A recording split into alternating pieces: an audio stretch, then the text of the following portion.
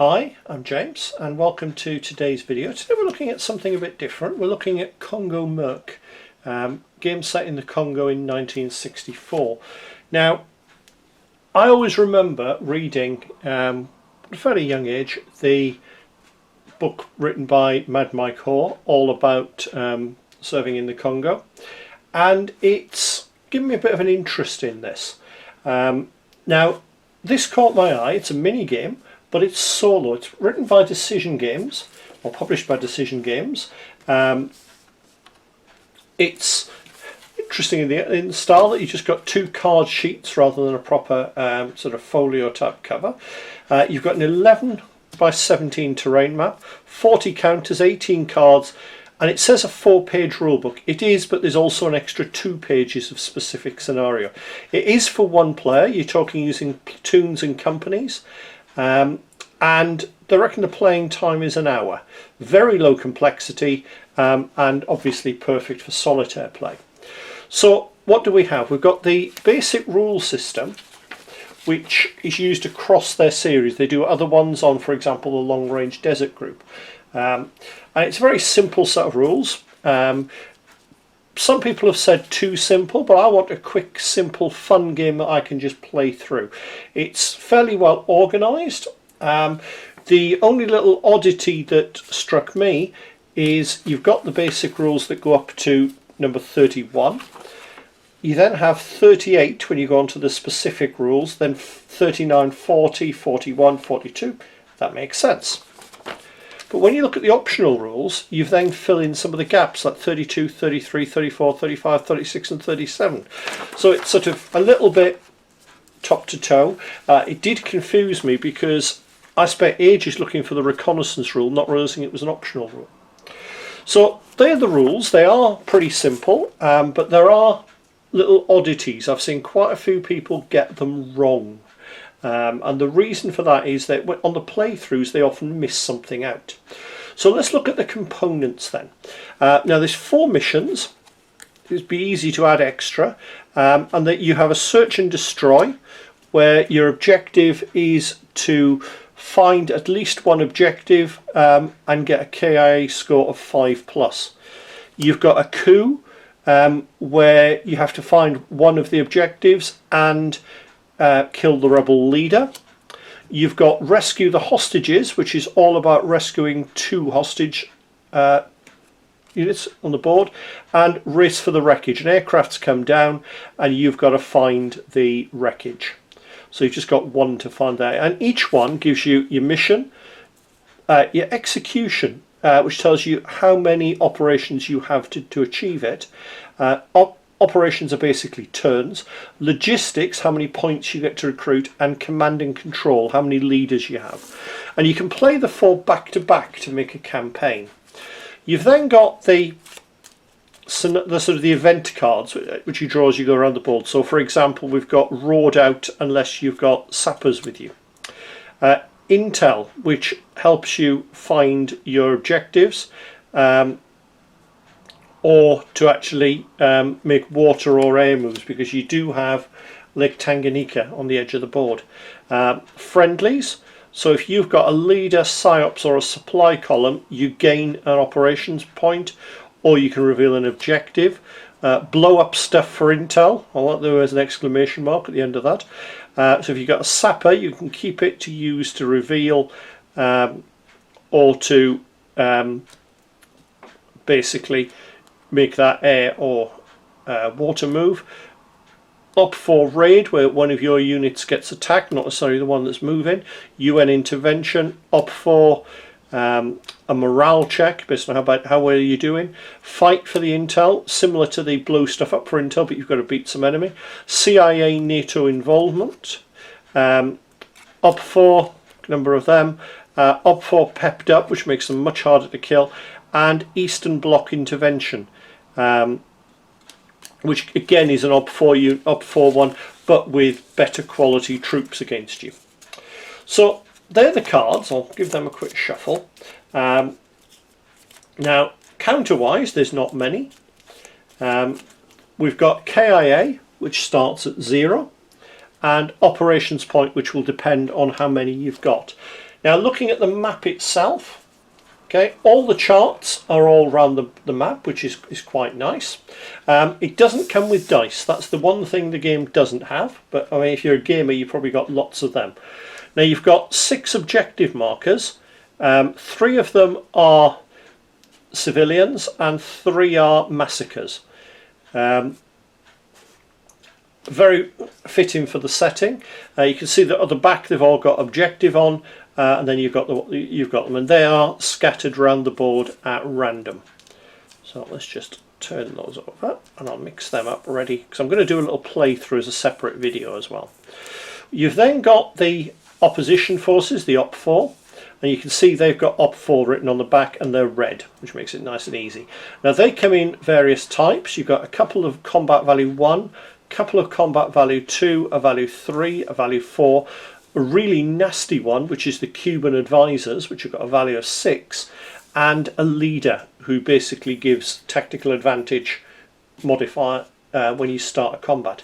So that's what you're going to be up against. They are recycled constantly, so we'll put them out the way here.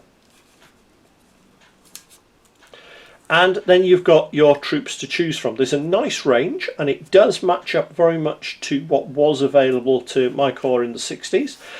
You've got 3 different leaders, one of which is airborne qualified, because you do have the option to have paratroops. Now paratroops have obviously got the benefit they can be moved very quickly. You can either airdrop them, or you can actually transfer them between airfields. So you'll see some of the spaces on the board have got airfields. I think that works quite nicely. Gives you the option to go that way. Main force you have are commando units, which are Jeep and Land Rover based units, and they zip around the board fairly quickly. But you're only moving at the speed of your slowest unit. To support them, there are 2 armoured cars. There were a number of armoured cars used by the mercenaries, so you do have access to them. You can even go further and have a heavy weapons troop, which is slower, but it's got a higher firepower. Now, not sure if they were used or not. The picture shows an M3 half-track. That looks appropriate. You've got a pair of sapper jeeps, or engineers. Not very good in combat, bit slower than the standard commando, but they do have advantages, as you've seen with some of the cards. You've also got 2 transport lorries. It says supply columns. They are used to bring your objectives back home. You've got the option of a PSYOPs team. Now these again give you certain benefits on certain cards, and are very useful for that. And you've got the option of a CIA trained Unit 58, which is made up of anti-Castro Cubans. And you've also got the option of having aircraft or helicopters in support. They are they are very powerful, the aircraft. They can't be used on their own. They have to be used with other units. But they are very useful. The helicopter you can actually transport units with. Now it does talk about having multiple helicopters. There's only 1 counter, so I'm assuming you're not limited by the counter mix. I think if I'm playing it realistically, then I'm going to limit the number of the CIA back troops. So that's your force. And looking at the map, it's a nicely done map. It's area movement. Oops, caught the board there. It's a fairly accurate map of the Congo. I did do a quick check. A lot of the names do ring bells when I actually sort of think back. I hate to be depressed and think about 35 years to when I read the book. But things like Kolwezi, where the Belgians intervened, that's on there. Leopoldville and Elizabethville, where the mercenaries were based, they're on there. Albertville, I remember reading about that one. So you've got various types. Now, the different options you have, you've got 2 mercenary bases, which are safe areas. Both of these have airstrips, which is very important. Some of the towns, such as Albertville, have got an airstrip. Some, like Congola next to it, don't have. Now, if you're fighting in a town, then the enemy gets an extra dice in combat. Okay, that kind of makes sense. When you're actually passing an airfield for some obscure reason, you have to stop when entering it. I'm not quite sure what the logic is for that. I'd love to see people's thoughts on that. But okay, I can live with that. It does give you then a bottleneck on both routes between the north and south, which does have an impact. You've also then got the boonies. It's a very appropriate term from the era. They've got no effect at all. Now the lake can only be used for water movement if you've got the relevant card, and you've then got the objective markers, and if you move into an objective marker you do have to stop, and also in those areas, if it's an unrevealed one, you're actually going to be drawing 2 event cards, so you can end up in quite a fight with that. The combat system is fairly simple. What you do is, let's say we've come across 2 enemy units, so I'll pick 2 at random, so we've got 2 units both valued 2, and what you do is you put them to one side with this. Now if I've got 2 units valued 2, they always go highest to lowest, and let's say we've got a column with a couple of commando units. We'll have an airstrike in support, and we'll have a leader with it, and I can arrange these in whatever order I want, and we'll have an armoured car. Now combat is not simultaneous. What you do is you decide who's got the tactical initiative. The mercenaries always get +1 to that roll, the Simbas don't. However, they do have the leader, which gives them the +1. If you get the +1 if you got the leader, really. If I'm actually winning the initiative and we win draws as the solo player, our first unit rolls dice, and we use the battle results table, which basically means 4 or a 5 we panic the enemy unit, which means it's turned over and can't actually do any damage. If it's a 6, it's actually eliminated. Now what you do is you always fight all the units that you have, but if a unit is panicked, and it can go both ways, it always starts at the top when you're shot at. That unit is panicked. Now we panic less, we only panic on a 5 and are destroyed on a 6. So if that unit's panicked, it can't shoot back, and if it hasn't shot this turn, it loses that for the rest of this combat.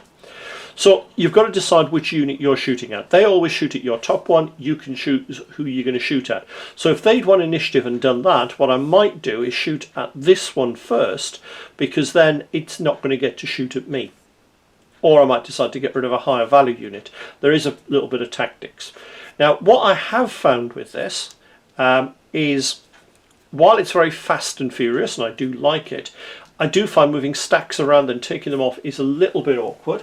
So what I would recommend is actually just having a couple of figures. And what you can do is, if you know which is which, you can then move these around the board and you know which stack they are. So that's my little tip for that. Game wise, it does play fairly fast. I did a quick run through last night on one of the missions, where it was a coup attempt, and I actually won it, which apparently is quite unusual to win first time. So I'm going to say it's a decent little game. Don't expect massive depth from this. It's been reskinned a few times, which is always interesting. So if this topic isn't to your taste, and I fully understand some people not being happy with this background, then you could try one of the other games. The Long Range Desert Group is probably a classic for that. So that's quite interesting. It would actually be expandable. You can create new mission cards and so on, and I might give that a try. There's a little part of me thinking I want to run the Wild Geese. Yeah, it sort of ties in nicely, and that would work, I think fairly well.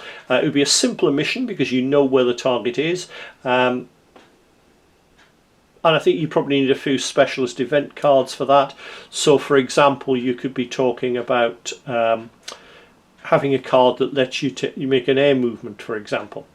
So simple game, and we'll have a playthrough, show you how it all runs.